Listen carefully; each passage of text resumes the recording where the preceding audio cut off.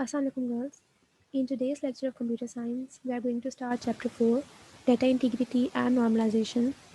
इस चैप्टर में हम देखेंगे कि डाटा इंटीग्रिटी क्या होती है और नॉर्मलाइजेशन को हम किस तरह से अचीव करते हैं। आज के लेक्चर में हमारा एम्फेसिस होगा what is data integrity, what are the types of data integrity and what are the problems that can occur in a table और a relation that we have to remove before normalisation. आज के lecture में हम देखेंगे कि data integrity क्या होती है, डाटा इंटीग्रिटी की डिफरेंट टाइप्स क्या हैं और वो कौन से प्रॉब्लम्स हैं जो कि किसी भी टेबल में आ सकते हैं जिन्हें हमें रिमूव करना होगा नॉर्मलाइजेशन पे मूव करने से पहले। Okay girls, let's get started. Firstly हम देखेंगे कि डाटा इंटीग्रिटी क्या है और डाटा इंटीग्रिटी की दो मेन टाइप्स मेनली वो क्या है। Data integrity means the reliability and accuracy of data. Data integrity का मतलब ये है कि आपका डाटा कितना रिलायबल है और कितना एक्यूरेट है। जो वर्ड यहाँ पे इम्पॉर्टेंट है वो है रिलायबिलिटी। रिलायबल होना, ट्रस्ट वर्दी होने का मतलब क्या है कि जब भी आप कोई भी अपने डाटा में कोई भी रूल अप्लाई करें तो आपके टेबल में डाटा उसी रूल के अकॉर्डिंग एंटर हो। जब आप कोई भी क्यूरी अप्लाई करें तो आपका जो डेटाबेस है वो हमेशा आपको सही आंसर दे। इसका मतलब है कि आपका डाटा रिलायबल है। It is related to the quality of data. Data integrity किस चीज़ से रिलेटेड है? आपके डाटा की क्वालिटी से रिलेटेड है। ऑफ कोर्स अगर आपका डाटा रिलायबल है, अगर वो आपको जो भी आप रूल अप्लाई कर रहे हैं उसकी बेस पर जो डाटा एंटर हो रहा है वो उसी रूल के अकॉर्डिंग एंटर हो रहा है, इसका मतलब है कि आपकी क्वालिटी ऑफ डाटा अच्छी है। लेकिन अगर आपका डाटा उस रूल के अकॉर्डिंग एंटर नहीं हो रहा तो आपका डाटा की क्वालिटी अच्छी नहीं है। It is maintained with the help of integrity constraints. Now हमने ये देख लिया कि डाटा इंटीग्रिटी है क्या और पढ़ भी लिया कि ये कितना इंपॉर्टेंट है आपके डाटा की क्वालिटी से रिलेटेड। बट हम इसको अचीव कैसे करेंगे? हम इसे अचीव करते हैं through integrity constraints. Integrity constraints क्या है? Integrity constraints are the rules that are design to keep the data consistent and accurate. अब डाटा कंस्ट्रेंट्स वो रूल्स हैं जिसके अकॉर्डिंग आपका डाटा एक्यूरेट रहेगा और रिलायबल रहेगा। डाटा इंटीग्रिटी इज दैट कि आपका डाटा रिलायबल है। We can achieve it through integrity constraints. और इंटीग्रिटी कंस्ट्रेंट्स वो रूल हैं जो आपके डाटा को रिलायबल बनाएंगे। DBMS provides several methods to enforce integrity of a data in a database. आप डाटा इंटीग्रिटी को डेटाबेस मैनेजमेंट सिस्टम में बहुत से वेज हैं जिसके थ्रू अचीव कर सकते हैं। For example, an integrity rule can make sure that the same employee ID is not assigned to multiple employees. इसकी एग्जाम्पल हम इस तरह से ले सकते हैं कि एक टेबल है जिसका नाम है एम्प्लॉय और उसमें डिफरेंट कॉलम्स हैं जिसमें जो फर्स्ट कॉलम है उसका नेम है एम्प्लॉय आईडी। एम्प्लॉय आईडी इस टेबल की प्राइमरी की है। हम ये चाहते हैं, we want to make sure कि जो डिफरेंट एम्प्लॉयज़ हैं जो कि जिनका डाटा आप इस एम्प्लॉय टेबल के अंदर मेंटेन करेंगे उनकी एम्प्लॉय आईडी सेम नहीं होनी चाहिए। तो आप एक रूल सेट कर देंगी उस टेबल पे। वो रूल क्या होगा? इंटीग्रिटी रूल होगा। उसी रूल के थ्रू आपका डाटा एक्यूरेट हो जाएगा, रिलायबल हो जाएगा।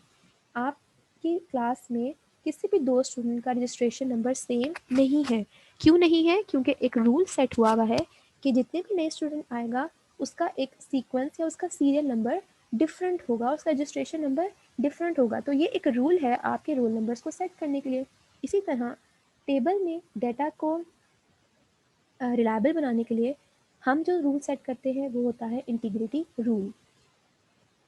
Now moving forward to the types of data integrity. Data integrity की मेनली दो टाइप्स हैं। Number one is entity integrity and number second is referential integrity. सबसे पहले हम देखेंगे एंटिटी इंटीग्रिटी को। What is entity integrity? What do we do to attain entity integrity? Entity integrity है क्या और आप इसको अटेन कैसे कर सकते हैं? ऑफ कोर्स ये एक रूल है तो हमें सीखना होगा कि हम इस रूल को अटेन कैसे कर सकते हैं। Entity integrity. The entity integrity states that any attribute of a primary key cannot contain a null value. Entity integrity का मतलब ये है कि जब आप एक टेबल में किसी भी कॉलम को प्राइमरी की बना देते हैं तो उस प्राइमरी की वैल्यू कभी भी नल नहीं हो सकती। आप में से कोई क्या स्टूडेंट ऐसा है जिसका कोई भी रोल नंबर ना हो? It is not possible. इसी तरह अगर हमने एम्प्लॉय का एक टेबल बनाया है और उसमें एम्प्लॉय आईडी किसी भी कोई ऐसा एम्प्लॉय हो सकता है कि जिसकी कोई आईडी ही ना हो? ऐसा पॉसिबल नहीं है। तो एंटिटी इंटीग्रिटी का ये रूल है वो ये कहता है कि आपकी जो प्राइमरी की है उसकी वैल्यू कभी भी नल नहीं हो सकती। It is because the primary key is used to uniquely identify a record in a relation. क्यों नहीं हो सकती null? Because primary key data को आइडेंटिफाई करती है। अगर आप में से किसी का रजिस्ट्रेशन नंबर नहीं होगा तो मैं आपको किस तरह से कॉल कर सकती हूँ या मैं आपका डाटा किस तरह से मेंटेन कर सकती हूँ। इसीलिए प्राइमरी की का होना ज़रूरी है और प्राइमरी की का नल ना होना ज़रूरी है, उसकी कोई ना कोई वैल्यू का होना मस्ट है। It is not possible to uniquely identify a record in a relation if primary key contains null value. वही बात यहाँ पे रिपीट हो रही है कि आप डेटा को या किसी भी रिकॉर्ड को आइडेंटिफाई नहीं कर सकते अगर उसकी वैल्यू नल है। सो एंटिटी इंटीग्रिटी किस चीज़ को मेक श्योर करता है कि जो भी प्राइमरी की है आपके टेबल की उसकी वैल्यू नल ना हो। जब आप किसी भी कॉलम को प्राइमरी की सेट कर देते हैं तो बाय डिफ़ॉल्ट आप उसके अंदर ये रूल सेट हो जाता है कि उसकी वैल्यू नल नहीं हो सकती, आपको मस्ट कुछ ना कुछ एंटर करना होगा। अब हम इसको अटेन कैसे कर सकते हैं, हम इसको किस तरह से गेट कर सकते हैं, इस इंटीग्रिटी को किस तरह से अपने टेबल पे अप्लाई कर सकते हैं। The entity integrity can be attend bye specifying primary की इन अ रिलेशन। अगर आप किसी भी कॉलम को प्राइमरी की सेट कर देंगे अपने टेबल में, इसका मतलब है कि आप उसके अंदर नल वैल्यूज़ को एंटर नहीं कर सकती, विच मीन्स कि आपने एंटिटी इंटीग्रिटी को अटेन कर लिया है। DBMS automatically applies the entity integrity on the attributes that is used as primary key. Database management system ये रूल हर उस कॉलम पे अप्लाई कर देगा जो कि प्राइमरी की सेट हो जाएगा। You don't have to do anything, आपको जस्ट किसी भी एक कॉलम को प्राइमरी की सेट करना है जो कि आपके टेबल की बाकी एट्रीब्यूट्स को आइडेंटिफाई कर सके। तो DBMS उसको सेट कर देगा उस पर ये रूल कि आप उसमें नल वैल्यू का एंटर नहीं कर सकते। अगर आप उसकी जगह को खाली छोड़ेंगे तो वो आपको एरर देगा और कहेगा कि you must have to enter a value. The attribute cannot contain null value. DBMS displays an error message if the user attempts to save a record without specifying a valid value in the primary key attribute. जैसे ही आप null value देंगे, आपने कोई value नहीं दी तो आपको एक error message display हो जाएगा जो कि आपको कहेगा that you must have to specify, आपको स्पेसिफाई करना होगा, एल्स आपका ये टेबल वर्क नहीं कर सकता। So this was the first type of data integrity, which was entity integrity. Entity integrity आपके प्राइमरी की से ही रिलेटेड है कि आपका डाटा जो भी प्राइमरी की, जिस कॉलम को आपने प्राइमरी की सेट किया है, जिस एट्रीब्यूट को आपने प्राइमरी की सेट किया है, उसकी वैल्यू नल नहीं हो सकती। और इसको आप अटेन कैसे करते हैं, उस एट्रीब्यूट को प्राइमरी की सेट करके आप इसको अटेन कर सकते हैं। The second type of data integrity is referential integrity. अब हमने देखना है कि what is referential integrity and how referential integrity can be achieved. Referential integrity क्या है, जो कि दूसरी टाइप है डाटा इंटीग्रिटी की, और हम इसको अचीव कैसे कर सकते हैं। The referential integrity states that if a foreign key exists in a relation, the foreign key value must match the primary key value of some tuple in its parents relation. Class हम लोग already primary की और foreign की के concept को देखते हुए आए हैं कि जब आप एक टेबल में प्राइमरी की उस की को सेट करते हैं जिसके थ्रू आप टेबल की बाकी वैल्यूज़ को आइडेंटिफाई कर सकें। और फॉरेन की क्या होता है, फॉर एग्जांपल दो टेबल हैं, उन दोनों टेबल के दरमियान रिलेशन किस तरह से सेट होता है। एक टेबल है आइटम के नाम से और एक टेबल है सप्लायर के नाम से। आइटम के अंदर भी सप्लायर आईडी मौजूद है और सप्लायर के अंदर भी सप्लायर आईडी मौजूद है। तो इन दोनों टेबल्स को आप लिंक कैसे करते हैं, एक टेबल की प्राइमरी की दूसरी टेबल की फॉरेन की बन जाती है और ये दोनों टेबल्स आपस में लिंक हो जाते हैं। सो डिफरेंशियल इंटीग्रिटी किस चीज़ से रिलेटेड है, फॉरेन की से रिलेटेड है। अगर आपके टेबल में फॉरेन की एग्जिस्ट करती है, दो टेबल्स के दरमियान एक रिलेशन है, फॉरेन की एग्जिस्ट करती है उनके अंदर, तो इसका मतलब है कि जो प्राइमरी की वैल्यू होगी in the table number 1, foreign की भी वही वैल्यू होगी in the table number 2। It preserves the defined relationship between relations when records are added or deleted. इससे क्या होता है कि अगर आप एक टेबल में एक रिकॉर्ड को ऐड करेंगे तो दूसरे टेबल में भी उसका ऐड होना ज़रूरी है, इन दोनों के दरमियान लिंक होना ज़रूरी है। सिमिलरली अगर आप प्राइमरी की वाले टेबल में से किसी रिकॉर्ड को डिलीट करेंगे, दूसरे टेबल में भी उसका डिलीटेड होना ज़रूरी है। They should be linked, they are related to each other. अगर आप किसी एक टेबल में चेंजेस करेंगे दूसरे टेबल में भी चेंजेस होना मस्ट है। It ensures that the data in both relations inconsistent. ये किस चीज़ को इंश्योर करवाएगा कि दोनों टेबल में डाटा आपका एक्यूरेट है, कंसिस्टेंट है, सेम है। अगर एक एम्प्लॉय नंबर 1 है और आपने उसका डाटा एंटर किया है टेबल नंबर 1 में, जो कि पेरेंट टेबल है जिसमें प्राइमरी की मौजूद है, और जब आप उसका नंबर, आप उसका फ़ोन नंबर चेंज कर रहे हैं इन टेबल नंबर 1, तो ऑटोमेटिकली जिस टेबल से वो रिलेटेड है, जिसमें ये एज अ प्राइम फॉरेन की मौजूद है किसी दूसरे टेबल में, तो वहाँ पे भी आपका डाटा अपडेटेड फॉर्म में हो जाना चाहिए। इसी तरह आपका डाटा दोनों टेबल्स में सेम रहेगा। नाउ क्वेश्चन अराइजेस कि हम डिफरेंशियल इंटीग्रिटी को अचीव कैसे कर सकते हैं। The differential integrity can be achieve by creating relationship between the relation. इसके लिए आपको दोनों टेबल्स के दरमियान रिलेशनशिप को क्रिएट करना मस्ट होगा। In a relationship, one relation is called parent relation and the other is called child relation। जैसे कि मैंने आपको बताया कि जिसके टेबल के अंदर प्राइमरी की मौजूद है उसको हम कहेंगे पेरेंट रिलेशन, और जिस टेबल में आप उस प्राइमरी को इंक्लूड कर रहे हैं एज अ फॉरेन की, तो उस टेबल को हम कहेंगे child relation. The parent relation contains the primary key and the child relation contains the foreign key। Parent relation के अंदर प्राइमरी की मौजूद होती है एंड चाइल्ड रिलेशन के अंदर फॉरेन की मौजूद होती है। So we are done with this page. इसमें हमने डिफरेंशियल इंटीग्रिटी को हम देख रहे हैं कि डिफरेंशियल इंटीग्रिटी क्या स्टेट करती है कि अगर फॉरेन की मौजूद है आपके टेबल में, तो जिस दो टेबल्स के दरमियान आपने रिलेशनशिप क्रिएट किया है, जब डाटा चेंज हो in table number 1 parent relation table, then the data should also change in table number 2 which is the child relation.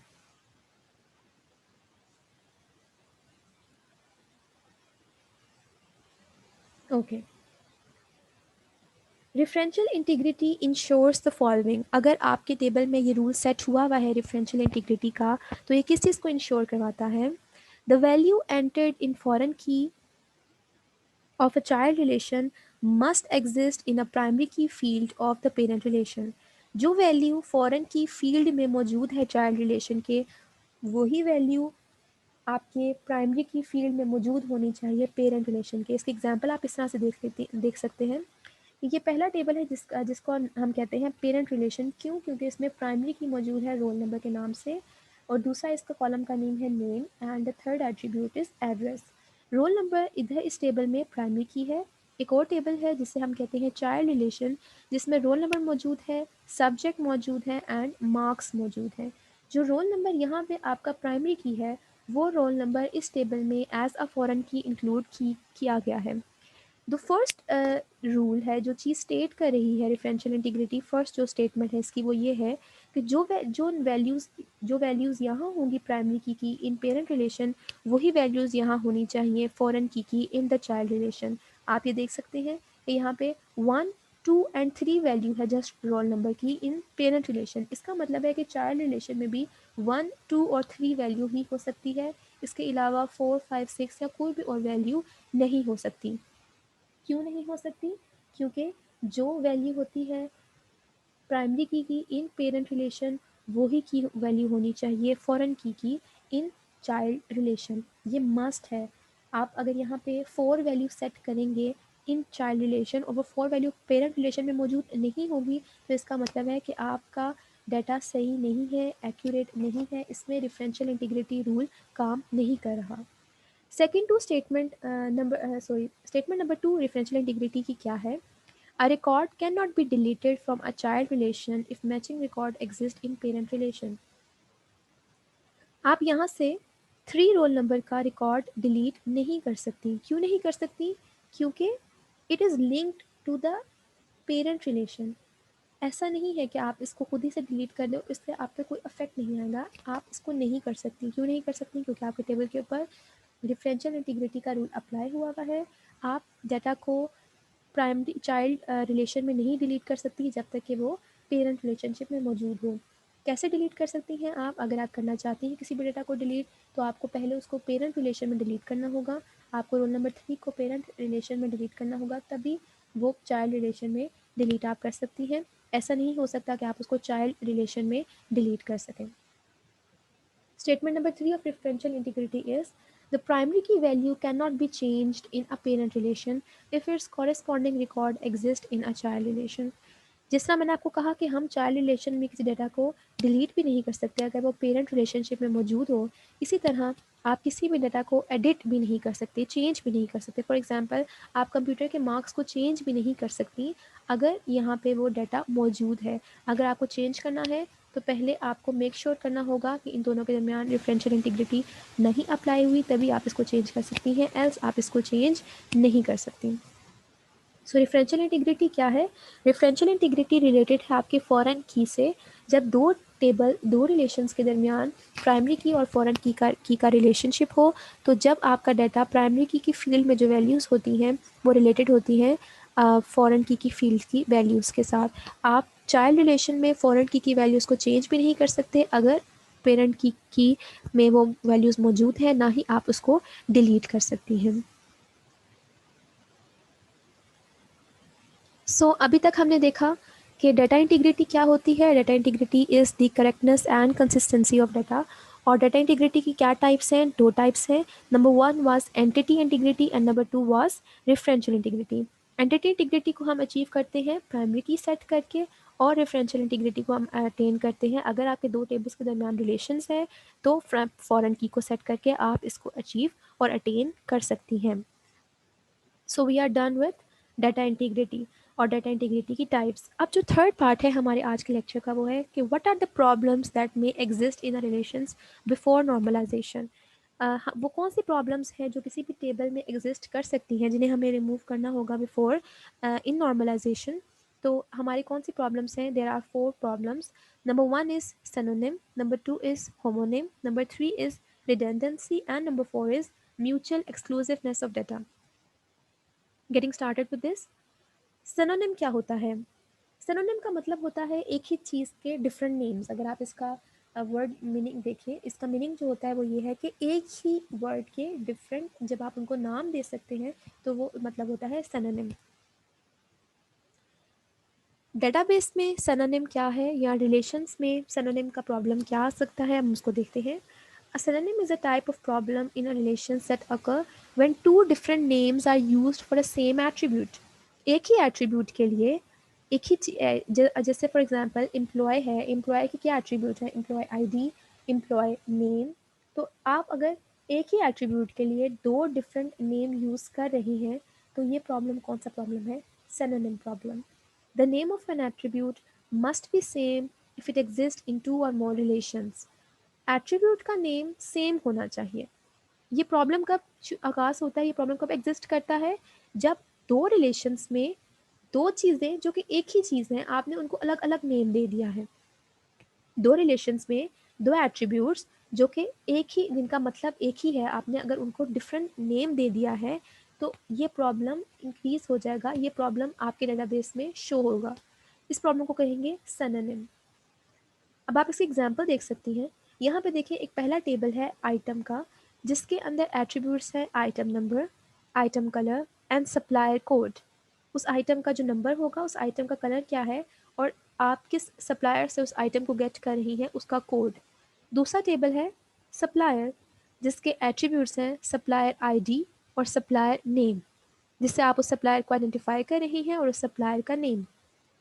Girls आप यहाँ पे देख सकती हैं कि जो सप्लायर कोड है और यहाँ पे जो सप्लायर आईडी है, इनका मकसद एक ही है, इनका मतलब भी एक है।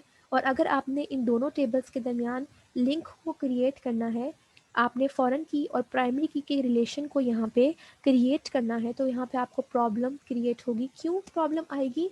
क्योंकि ये देखिए यहाँ पे सप्लायर आईडी और सप्लायर कोड डिफरेंट है इनका नेम्स। आप ऊपर देखें, जो हमने ऊपर एग्जांपल देखी थी, जो रोल नंबर आपने प्राइमरी की था उसको आपने रोल नंबर ही एज इट इज़ यूज़ किया इन द चाइल्ड रिलेशन। ऐसा नहीं था कि यहाँ पे रोल नंबर था तो आप उसको रजिस्ट्रेशन नंबर उसका नाम रख रही हो। It is not possible. उन दोनों का नाम नेम का सेम होना ज़रूरी है। अब यहाँ पे आप देखें, आपने जब इन दोनों टेबल के दरमियान प्राइमरी की और फॉरेन की के रिलेशन को क्रिएट करना था, तो यहाँ पे उसका नेम है सप्लायर कोड एंड यहाँ पे उसका नेम है सप्लायर आईडी। सो ये प्रॉब्लम है सिनोनिम की, और आपको इसको कैसे रिमूव करना है? आप इसको रिमूव कर सकती हैं दोनों का एक ही नेम रख के।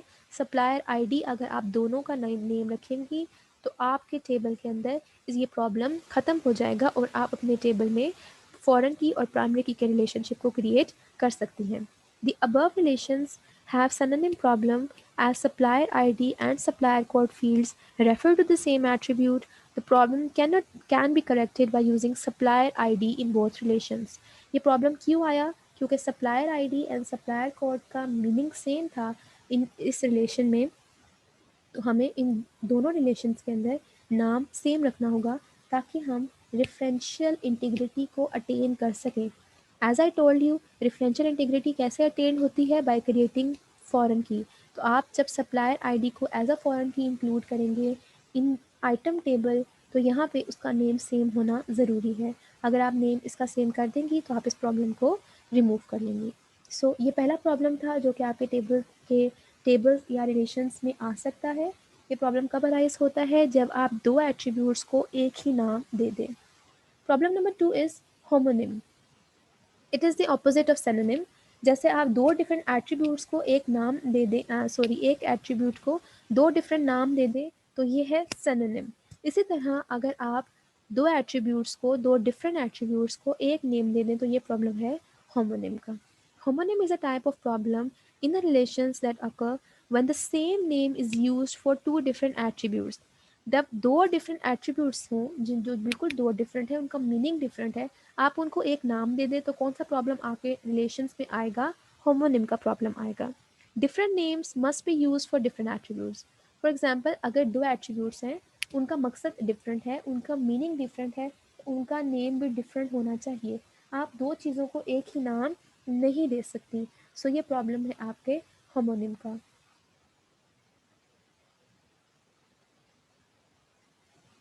Moving towards the next page.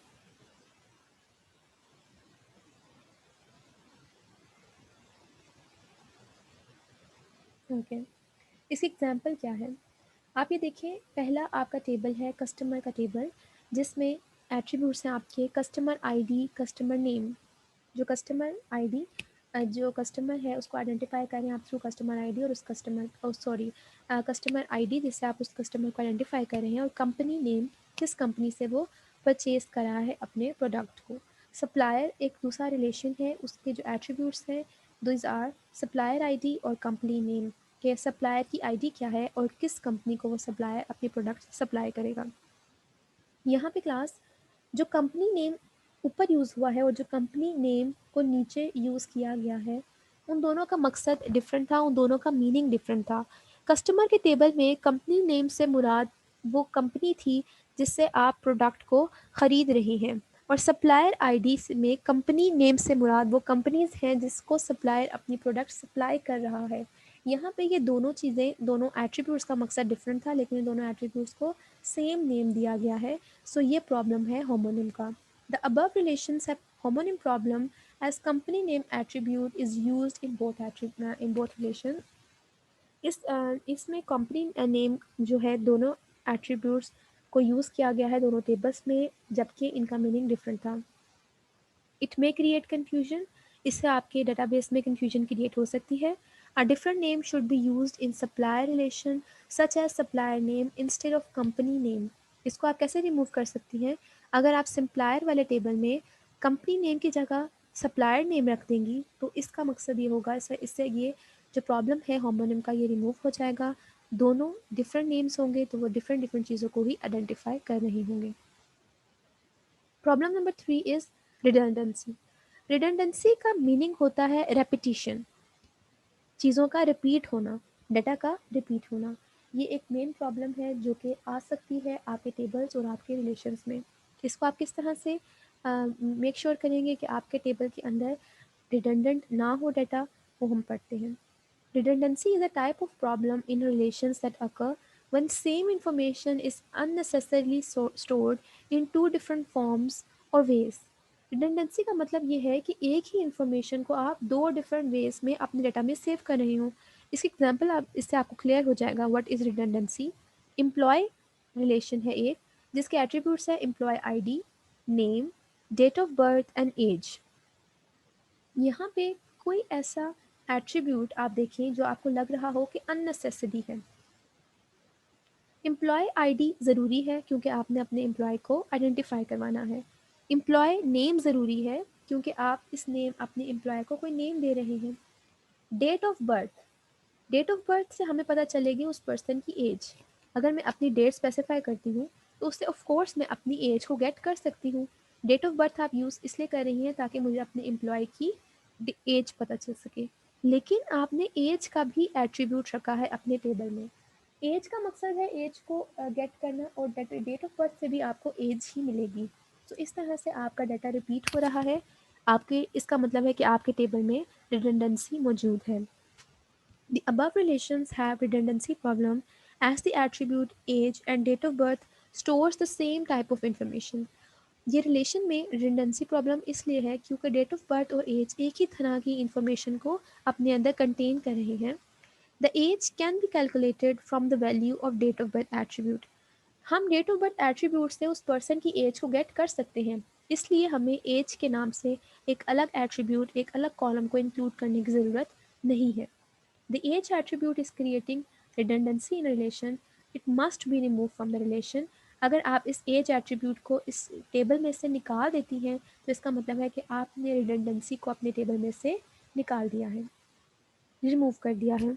अब तक हमने 3 प्रॉब्लम्स पढ़ी हैं जो कि किसी भी टेबल या रिलेशन में आ सकती हैं, जिसकी वजह से हमें अपने टेबल को before moving towards normalization. Number 1 was synonym, जिसमें आप एक ही एट्रीब्यूट्स को 2 डिफरेंट नेम्स दे रही हैं। इसको आप किस तरह से रिमूव करेंगी? वो जो एट्रीब्यूट जिसका मीनिंग सेम हो उसको आप सेम नेम दें। Number second problem was homonym, जिसमें आप एक एट्रीब्यूट, 2 डिफरेंट एट्रीब्यूट्स जिनके मीनिंग डिफरेंट है, जिनका मकसद पर्पस डिफरेंट है, आप उनको सेम नेम दे रही हैं। तो उसको आप किस तरह से रिमूव करेंगी? डिफरेंट नेम्स देके। नंबर 3 प्रॉब्लम वाज आपका डाटा रिपीट हो रहा है। 2 ऐसे एट्रीब्यूट्स आपने अपने टेबल में इंक्लूड किए हुए हैं जिनका सेम मकसद था, जिनका सेम पर्पस था। तो इसको आप कैसे रिमूव करेंगी? अननेसेसरी एट्रीब्यूट्स को अपने टेबल से निकाल के। The fourth problem that may occur in a table or a relation is mutual exclusiveness of data. Fourth problem जो आपके किसी भी रिलेशन या टेबल में आ सकती है वो है mutual exclusiveness of data. Mutual exclusiveness of data is a type of problem in relations that occur with the attribute whose values are specified as yes or zero, as yes or no. Mutual exclusiveness of data आपके table में तब आता है जब आपके जो attribute हैं उसकी वैल्यू येस हो और नो हो। Sometimes two or more such attributes can not be true or false at the same time for an entity. इसको आप इस तरह से समझें कि 2 चीज़ें हैं, अगर आपकी जो आपकी वैल्यू है वो दोनों में नहीं हो सकती, किसी एक चीज़ में लाई करेगी। आपकी एंटिटी का दूसरी एट्रीब्यूट के साथ जो रिलेशन है वो उनमें से किसी एक एट्रीब्यूट के साथ हो सकता है, 2 एट्रीब्यूट्स के साथ नहीं हो सकता। इसको मैं इस तरह से आपको समझाती हूँ कि एक एंटिटी है, एक पर्सन है, वो किसी, या तो आप उसको एक जगह भेज सकते हैं या आप उसकी वैल्यू को एक जगह सेंड कर सकते हैं। एक आपने अपना जो आप एक डॉक्यूमेंट पे काम कर रहे हैं, आप उस डॉक्यूमेंट को या तो प्रिंटर की तरफ भेज सकते हैं या मॉनिटर की तरफ भेज सकते हैं। आपके पास 2 ऑप्शंस मौजूद हैं। आप दोनों जगह पे एट अ टाइम अपनी डाटा को नहीं भेज सकती। सो इसका मतलब ये है कि आपका डाटा म्यूचुअल एक्सक्लूसिव है। इसके एग्जांपल हम इस तरह से लेंगे कि आप ये देखिए, एक एम्प्लॉय का रिलेशन है और इसके अंदर एट्रीब्यूट्स हैं एम्प्लॉय आईडी, मैरिड और सिंगल। एम्प्लॉय आईडी आपकी एम्प्लॉय को आइडेंटिफाई करेगा।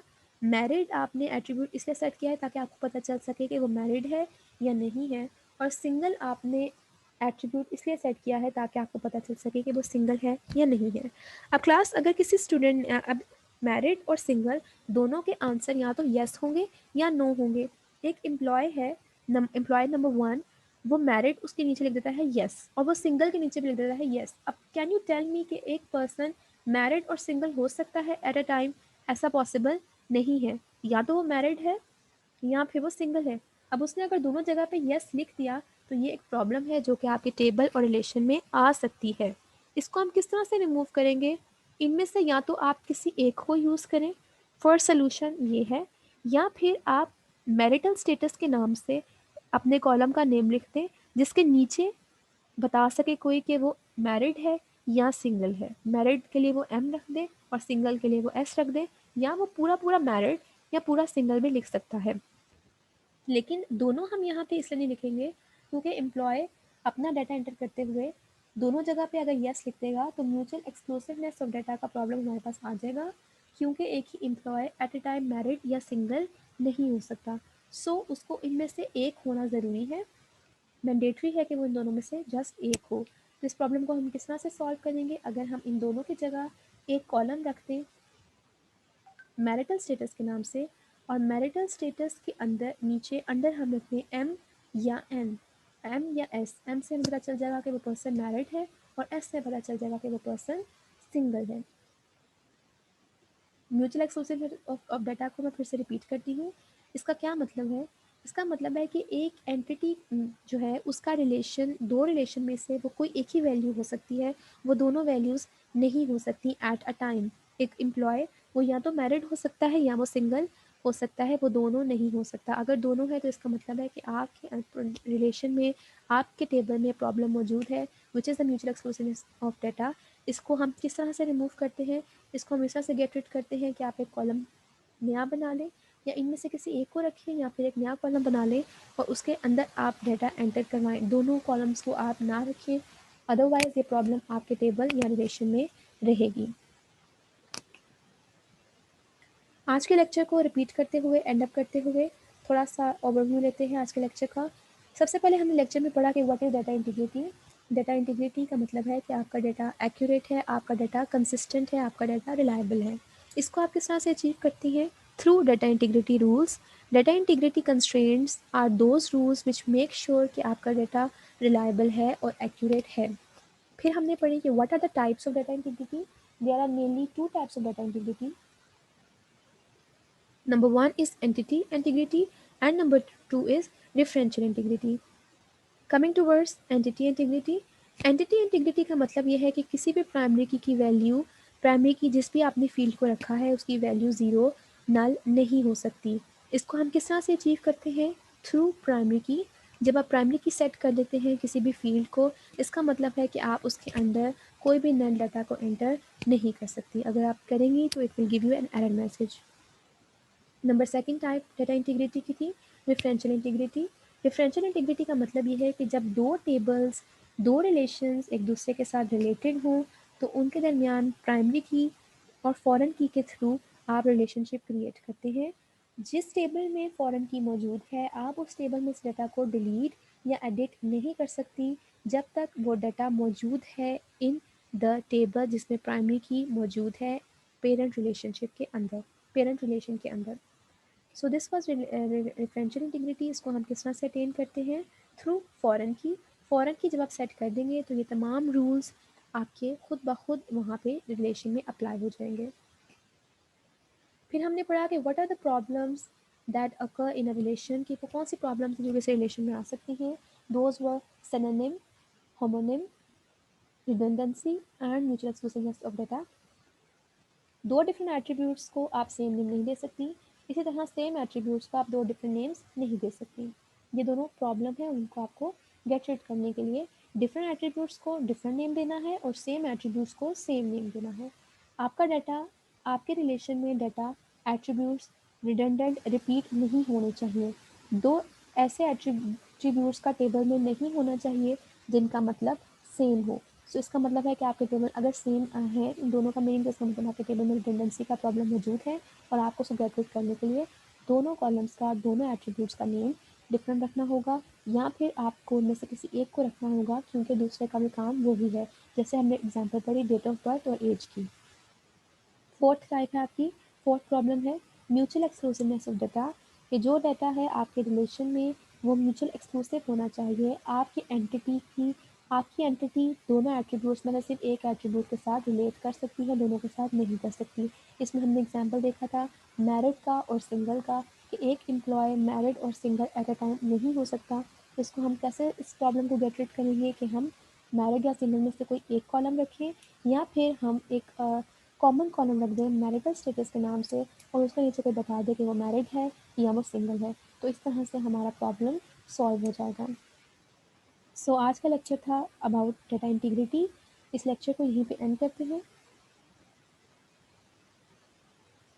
Thank you class.